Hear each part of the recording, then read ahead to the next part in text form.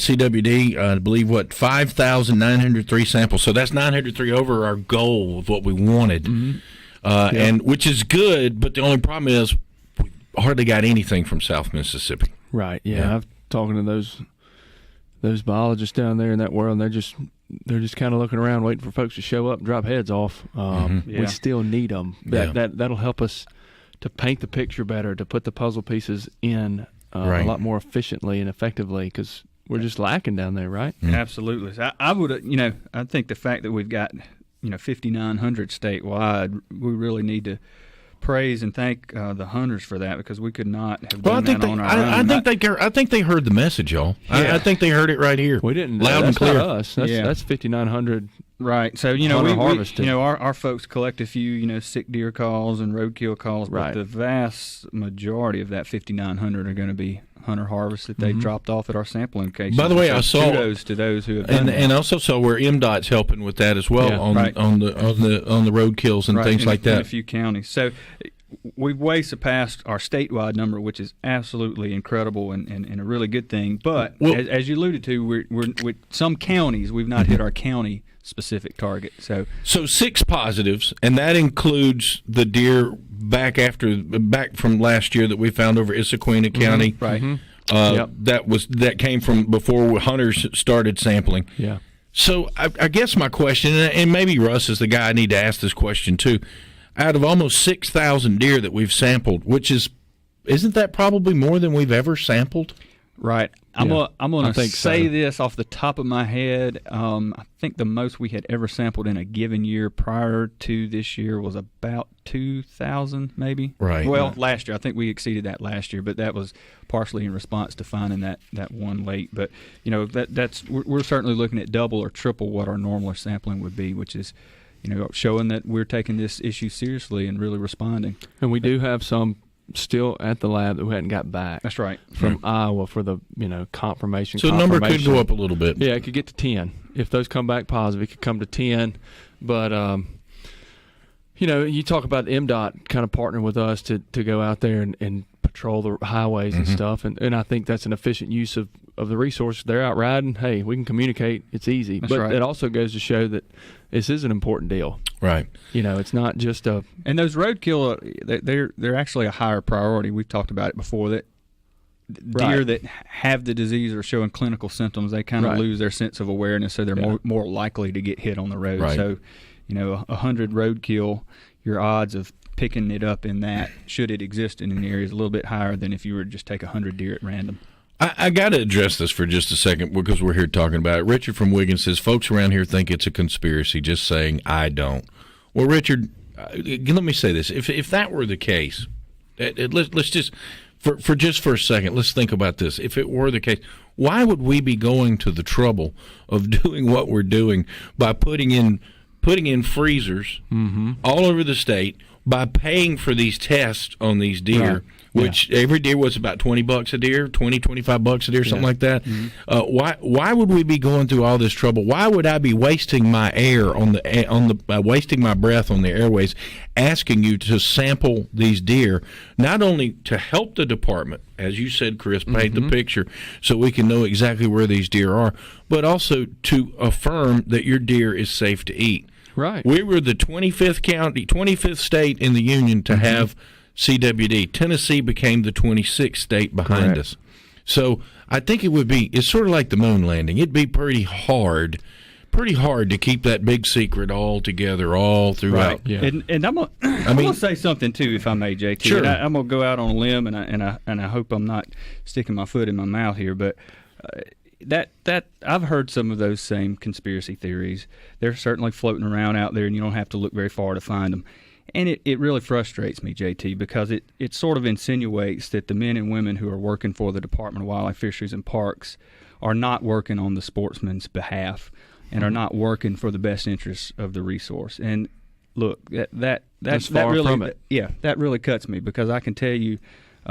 The folks that we've got in the field, the folks that we have in law enforcement, the folks that we have in our Wildlife Fisheries Division are absolutely dedicated to bettering Mississippi's wildlife resources. The vast majority of us are also hunters and fishermen as well. And And so, it's frustrating to hear that, because it seems to insinuate that we're not on the sportsman's side, and that couldn't be any farther from the truth. Another one here says, unfortunately, JT, I have a friend in Purvis that has seen sick deer, but they won't turn in any samples because they're scared that their hunting will be shut down. Very sad. Y'all aren't going to shut anybody down from hunting, even in CWD areas. We haven't yet. Haven't yet. You haven't restricted anybody's ability to hunt. The plan is available on the website. Information is at your disposal if you choose to go seek the truth and find it. And you can find in there that we'll shut down feeding to limit the spread of it, but we're not going to shut down hunting. It's not in there, and we hadn't done it yet. So people that think that if they find a positive, they don't want to be sound, you should want to know that it's there. Right. Sure. And I would say, too, that's another one of those sort of conspiracy theories that are floating around out there. We're not going to shut down hunting, but I would caution hunters, if you are finding sick deer that may be CWD deer, you need to accept that that's going to be a change in your deer hunting, whether the MDWFP finds out about it or not. And you really owe it to the resource, and you owe it to the hunters that will be hunting in that area in the future to try to let us know those things so that we can identify those areas and if we can stop understand. it, if we can stop the spread of it. And that's really the key to it, is stopping the spread of it. And folks, and again, I have to be careful. I'm bad about having my opinions when I have my show, and I don't really like to do them too much here. But, obviously with the illegal transportation of deer, which we know and has been documented, and people have gone to jail for that here in the state of Mississippi, it's a pretty good chance that that's how this got here. If we had to guess, was the illegal transportation and importation of deer into Mississippi from a CWD state. That would be your logical explanation. And again, that's my opinion. Obviously, we've learned that Tennessee's got it pretty bad. They've got it worse than we've got it, and haven't reported it as long as we have. So that's where we know where some of that activity from North Mississippi is happening as well. So, this is a real thing. It is, and it is on behalf of us as conservationists to make sure that we go about our business and try to do our best to do that. All right, real quickly, let's move on. We've still got floodwater closed. We still got floodwater closures because of floods, and the river's going some places up and down, isn't it? Yeah. So the Greenville never got to where it needed to get to close. That's a good thing. And the Vicksburg area, we're looking at the forecast, may open this week prior to this upcoming weekend. Maybe the 24th is what the forecast shows. We're watching that every day. Unfortunately, the Zone 2B, which is like all the backwater, still backwater stuff, it's still, it's got to get 4 foot lower than it is right now, and it's not dropping. It's not dropping. Currently. The gates are still shut because that one, that area is really more affected by rainfall in Mississippi rather than something going on states away like the river is. That area is probably not going to reopen before season closes. We are allowing people to put in for animal control permits if they have hog issues, where they're got some hogs pushed up. We are fielding those requests. But, another thing we want to kind of clarify is there are some public hunting opportunities in that Zone 2B, Panther Swamp, Delta National, that they are open to waterfowl hunting. They're closed to other types of hunting. But that's not us. Like, we hadn't closed those. Those are different entities that regulate that, the federal side. But Delta is closed to vehicle traffic. You can boat in if you can get in the river there, the Sunflower River, and boat up. And Panther is pretty high, though, so you need to be mindful of that. So those are just some little housekeeping stuff. Pay attention. We'll put some stuff out there if anything changes. The Old River WMA down on the Pearl is likely to reopen this week. Pascagoula WMA is currently open, but just keep checking back with us because the river looks like it's going back up down there. Mm-hmm. All right, we got a lot of questions. I want to get to snipe hunting. We'll try my best. Hey, you don't have to. I understand. Well, we got good questions today. Really good questions today. Blessing. Bart in Columbus says, if you own your own land, do you, a guest, or a child of your own have to abide by primitive weapons? Yeah, so if you're hunting on private land and you have a sportsman's license or an all-game primitive hunting license combination, then you can use whatever weapon you choose. You can use a rifle during primitive weapon season. And children, youth that are under 16, they can use a rifle all year long on private land. Right. Yeah. So the answer, I believe, to his question, what he's getting at is yes, you can, if you have those licenses on private land. All right, another good question. Mike from Madison says, JT, per the CWD, what about deer carcass disposal, especially high-volume deer process operations? How is the best way to dispose of that? I'm talking about deer carcasses. A lined landfill is the best place. Yeah, so a lined landfill, or if you're doing it on your hunting club, try to get some heavy equipment, dig a ditch, and put them in there. Yeah, most folks have a quote unquote a gut pit. We can say that on the air. I don't think that's too rough. Right. That's just what it is. You can utilize that. It's a deep pit burial. Sure. And that's the best way to do it. Or, like I said, you can take it. If you dispose of it in your garbage, it will go to a lined landfill. Sure. Yep. That's right. That's another way to double bag it. Kind of think about that as well. So a good question. There was another question I think came off Facebook. Someone was wanting to know about a game warden coming across their land to go check on something else on somebody else's land or either on public land, and they wanted to know, was it legal for them to come onto their land? And we hear that question a few times a year. People wanting to know that I had an officer that came and checked my license or came and checked me while I was hunting. He didn't have a search warrant. Did he have probable cause to be on my land? And there is statute that protects us when we're performing our job duties. So basically, if you have game that lives on your property, if you're in a rural area and where hunting can be presumed or reasonably suspected to live there and people are pursuing it, you see a truck there with some of the stuff in it that people take hunting with them, then an officer can come on your property, even though it's private, and check for compliance of those regulations.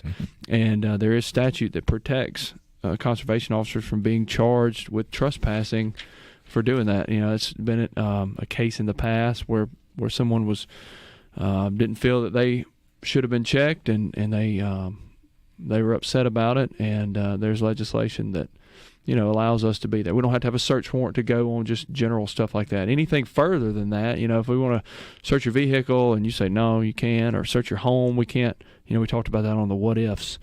Going to people's houses, right? We don't have to have search warrants or anything like that. That's not true. But going on property that's out there, we can. Well, first of all, I mean, come on, guys. Let's just be all honest here right now. Majority of the time, and I've been checked before, you guys are doing your job that you're sworn to do, and that's the bottom line. And and the people that would probably be fussing about that be the first ones calling when they hear somebody not headlighting at night, wanting to know where you are. Unfortunately, so sometimes you can't win for losing, and I get that side of it. But something, Chris, and I don't say this to you enough, and to all the guys that work in law enforcement. I appreciate what y'all do because number one, you guys, when y'all go to deal with somebody, you're dealing with somebody that's armed. And I just got an extra little bit of respect for those guys that work for the green. You know what I mean? Most of those folks know how to use that weapon. Yes, they do. They do. And so I don't tell you guys thank you enough to you and to everybody and all of your guys that work with you, and I appreciate it because we all know and we've all seen it. There's a lot of us out there that want to follow the law, and there's a lot of people out there that could care less about the law. And the ones that want to follow the law want y'all to get the ones that don't follow the law. So if you got to come on my property and give me a check, make sure you got your hunting license. That's all I can tell you. All right. You got your hunting license, everything will be good. I just reaffirm what you just said, JT. Generally, the people out here welcome it. They welcome being checked because it reassures them that somebody's out there working to guard our resources. Yeah, a lot of times you'll be greeted with, "I'm glad to see y'all." Right. So that's it. Thank you for that. Well, and like I said, the majority of the folks out there, and by the way, Richard said thank you for your service too. Most of the folks out there are trying to do right. All right, so we've all heard about the snipe hunt before. Come on, we're going to go snipe hunt. It's usually on the camp out. Get a bag and a blindfold, and here we go. And you hold the bag, and then we're going to go over here and we're going to rush the snipe out of the bushes, and then he's going to run into the bag. and you usually tell them how to make some silly call or something, and then what, of course, you do, everybody gets in the car and leaves them in the woods, and they got to figure out how to get home. It's a wonderful experience. Yes, thank you, bud. Yeah, thanks, friends. I wonder if that ever actually happen. Like, is anybody like naive enough to actually get tricked into doing that? Yeah, I would say there's plenty of people that would fall for that. But now we actually there is a real thing. There's a season for snipe, and there really is a such thing as a snipe hunt, right? There is, JT, and we're talking about late season opportunities. I kind of think it's one of the best late season opportunities we have here in Mississippi that's really, really overlooked. Generally, when people not folks who are kind of talking about the old legend like you just said, but people who actually understand that there is a real bird called a snipe, they're usually talking about actually two different species. One, the Wilson snipe, the other one being the American woodcock, and they kind of from a distance look a lot alike. Both of them are game species. Both of them can be hunted, but both of them are really, really overlooked here in Mississippi. True snipe, the Wilson snipe that we have, they're a migratory bird. They breed up north, kind of where the ducks breed, and they come down, spend the winter with us. And they actually have a really long season. So again, it's a February opportunity. Actually, their season starts in November and runs all the way through the end of February. So it's something that a lot of people probably don't think about or take advantage of. You find kind of true snipe sort of adjacent to where you might be duck hunting. So mud flats, shallow water, maybe a little bit of grass, old ag fields, something like that. And you can walk them up, just kind of shoot them on the flush. And then a lot of times they'll circle back, and you may even get a passing shot almost like a dove. Pretty liberal bag limit. You can have 8 per day there. And again, I'm hearing more and more people talk about that, duck hunters. But I think it's definitely something that's really, really overlooked. Right. Is this table fare? Is this table fare? They look like little dove breasts when you clean them. Really? Yeah. And it depends on who you ask, JT. I'll tell you, I've eaten them. It's one of those things is you got to be really careful on how you cook. It's just like waterfowl. A lot of people don't like duck. In my opinion, if you don't cook duck properly, it is not very good. But if you cook it right, it is really, really tasty. And I put these in the same category. It's a dark meat breast, so you really need to kind of keep it on the rare side. Hot and fast cooking. Don't fry it. Yeah, they probably don't fry up well. I've experienced that, and it was less than desirable. They probably don't. The other one that people usually confuse with snipe are woodcock, which are actually a totally different bird. Live in the woods, as the name would suggest. They look similar. They're both snipe and woodcock are both shorebirds. Woodcock are really more for your old time bird hunters. You got a pointing dog. You go in, the dog points the bird, it flushes just like and you might chase think these of little things, don't you? Yeah, I do. I have a English setter and a German short hair, and we spend a fair bit of time chasing those. Do you really? Yeah, I like it because it's sort of it's a gateway into kind of that upland bird hunting lifestyle that's largely been lost. We get a lot of woodcock down here in the wintertime. They mostly winter in Louisiana, East Texas, He Mississippi. went on a woodcock excursion this year to the far reaches of the United States, up around the Canadian border.